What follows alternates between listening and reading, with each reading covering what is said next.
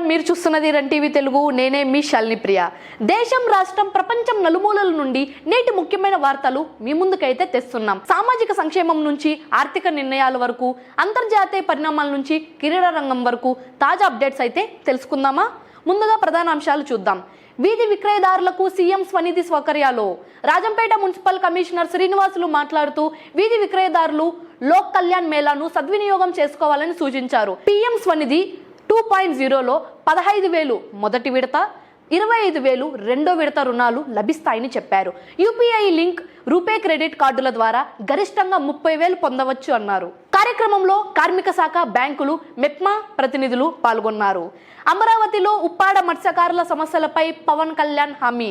ఉప ముఖ్యమంత్రి పవన్ కళ్యాణ్ మత్స్యకారుల సమస్యల పరిష్కారానికి కమిటీ ఏర్పాటు చేస్తామని ప్రకటించారు. కాలుష్యం, ఉపాధి సమస్యలు, నష్టపరిహారం అంశాలను ఈ కమిటీ పరిశీలించనుంది.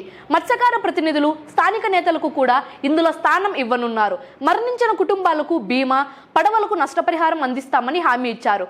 దీంతో ఉప్పాడ మత్స్యకారులు తాత్కాలికంగా నిరసన అయితే విరమించారు. తిరుమలలో అత్యాధునిక వసతి సముదాయం ప్రారంభం. తిరుమలలో వెంకటాద్రి నిలయం PAC5 వసతి సముదాయం ప్రారంభమైంది. ఉపరాష్ట్రపతి రాధాకృష్ణన్, సీఎం చంద్రబాబు నాయుడు ఈ కాంప్లెక్స్ ను ప్రారంభించారు. ఒకేసారి 4,000 మంది యాత్రికులకు ఉచిత వసతి కల్పించనున్నారు. డార్మిటరీలు, లాకర్లు, భోజనశాలలు, వేడినీటి సదుపాయం లభ్యం కానున్నాయి. భక్తులకు ముందస్తు బుకింగ్ లేకున్నా వసతి లభించడం ప్రత్యేకత. బీసీ రిజర్వేషన్లు 42%. తెలంగాణ సీఎం రేవంత్ రెడ్డి బీసీ రిజర్వేషన్లను 42%కు పెంచేందుకు కృషి చేస్తున్నామని ప్రకటించారు. పట్నాలో జరిగిన కాంగ్రెస్ వర్కింగ్ కమిటీ సమావేశంలో ఆయన ఈ విషయాన్ని వివరించారు. రాహుల్ గాంధీ ఇచ్చిన నినాదాన్ని రాష్ట్ర వ్యాప్తంగా విజయవంతం చేసినట్లు చెప్పారు. బీసీలకు న్యాయం చేయడమే తమ ప్రభుత్వ లక్ష్యమని స్పష్టం చేశారు. ఛత్తీస్గఢ్లో విద్యార్థుల్లో పరీక్షలపై ఆసక్తి. కాంకేర్ జిల్లాలో విద్యార్థుల్లో పరీక్షలపై ఆసక్తి పెరుగుతోంది. కౌన్ బనేగా కరోడ్పతి శైలిలో ప్రత్యేక కార్యక్రమం నిర్వహిస్తున్నారు. ప్రతి శనివారం విద్యార్థులు స్మార్ట్ ఫోన్ల ద్వారా క్విజ్ పరీక్షలు రాస్తున్నారు. విజేతలకు బహుమతులు ఇవ్వడం వల్ల చదువుపై ఆసక్తి పెరుగుతోందని ఉపాధ్యాయులు చెబుతున్నారు. ఢిల్లీలో ఆశ్రమ బాబాపై లైంగిక వేధింపుల ఆరోపణలు. వసంత్ కుంజ్లోని ఆశ్రమానికి చెందిన స్వామి చైత్యానంద సరస్వతిపై మహిళలు లైంగిక వేధింపుల ఆరోపణలు చేశారు. 17 మంది విద్యార్థినులు పోలీసులకు ఫిర్యాదు చేశారు.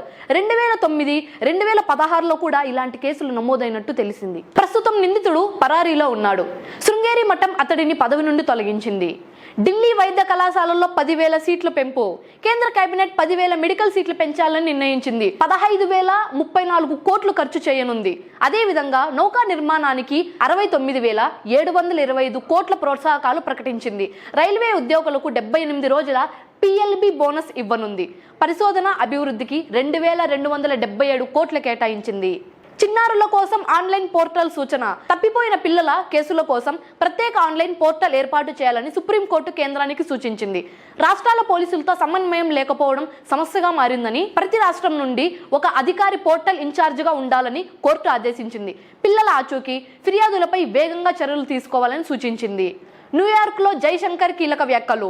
అమెరికా సుంకాలు, గ్లోబల్ అనిశ్చితుల మధ్య విదేశాంగ మంత్రి జైశంకర్ స్పందించారు. గ్లోబల్ సౌత్ దేశాలు ఒకే మార్కెట్, ఒకే సరఫరాదారుపై ఆధారపడకూడదని సూచించారు. సుస్థిర సరఫరా గొలుసు అవసరం ఉందన్నారు. ఉక్రెయిన్, గాజా యుద్ధాలు, వాతావరణ మార్పులు సవాళ్లని చెప్పారు. ఇటలీలో సునకాలపై పన్ను విధింపు.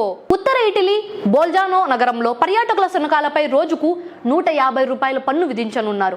సునకాల DNA నమోదు తప్పనిసరి చేశారు. వీధుల్లో మలాన్ని తొలగించకపోతే 62,500 రూపాయల జరిమానాను విధిస్తామని తెలిపారు. ఈ నిర్ణయం విమర్శలకు గురవుతున్నప్పటికీ పరిశుభ్రత కోసం తప్పనిసరి చేస్తున్నామని అధికారులు అయితే చెబుతున్నారు. స్టాక్ మార్కెట్లో సెన్సెక్స్ 94,000 దిశగా. HSBC అంచనా ప్రకారం వచ్చే ఏడాది చివరికి సెన్సెక్స్ 94,000 పాయింట్లు తాకనుంది. ప్రస్తుతం ఉన్న స్థాయి కంటే 13% వృద్ధి సాధ్యమని తెలిపింది. ప్రభుత్వ విధానాలు, మదుపర్ల విశ్వాసం దీనికి తోడ్పడతాయని అంచనా వేసింది. ఆసియా దేశాలతో పోలిస్తే భారత్ మార్కెట్ స్థిరంగా ఉందని పేర్కొంది. మహిళల వన్డే ప్రపంచ కప్ సిద్ధం. మహిళల వన్డే ప్రపంచ కప్ కు కౌంట్ డౌన్ మొదలైంది. భారత వేదికగా అక్టోబర్ 30 నుండి టోర్నీ ప్రారంభం అవుతోంది. 8 జట్లు బరిలోకి దిగనున్నాయి. హర్మన్ ప్రీత్ నేతృత్వంలోని భారత్ జట్టుపై అంచనాలు ఉన్నాయి. ఫైనల్ నెంబర్ 2న జరగనుంది. ఇవే నేటి ప్రధానాంశాలు. సామాజిక సమస్యల నుండి అంతర్జాతీయ పరిణామాల వరకు మీ ముందుకైతే తీసుకువచ్చాం. ఈ రోజు వార్తలు ఇక్కడితో ముగుస్తున్నాయి. మరిన్ని తాజా అప్డేట్స్ కోసం రన్ టీవీ తెలుగుతోనే ఉండండి. నేనే మీ శాలిని ప్రియ. నమస్కారం.